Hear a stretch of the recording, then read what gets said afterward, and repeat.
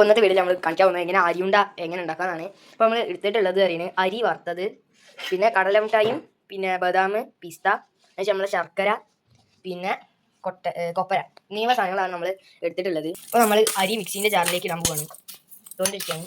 അതിനുശേഷം നമുക്ക് അരി ഒന്ന് പൊടിച്ചെടുക്കാം. നമ്മൾ അരി ഇപ്പോൾ ഇവിടെ പൊടിച്ച് വന്നിട്ടുണ്ട്. അരിയുണ്ട റെഡി ആയിട്ടുണ്ട്. അപ്പോൾ നമ്മളിങ്ങനെ ഉരുള ആക്കിയിട്ട് ചെയ്യാണ്.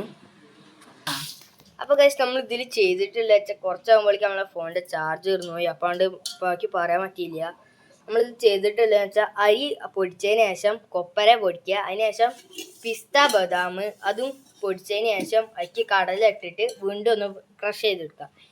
അതിന് ശേഷം ഈ അരിക്ക് ഈ കൊപ്പരയും ബദാമും പിസ്തയും കടലയും കൂടി ഇട്ടതിന് ശേഷം ഒന്ന് ജസ്റ്റ് മിക്സ് ആക്കിയതിന് ശേഷം ഇങ്ങനെ ഉണ്ടായിട്ട് നമുക്ക് കഴിക്കാവുന്നതാണ് കേട്ടോ. അപ്പോൾ ഈ വീഡിയോ അത്ര ഉള്ളൂ. അപ്പോൾ ഈ ചാനൽ കാണുന്നവർ ലൈക്ക് ചെയ്യണം, ഷെയർ ചെയ്യണം, സബ്സ്ക്രൈബ് ചെയ്യണം. അപ്പോൾ താങ്ക് യു ആൻഡ് ബൈ.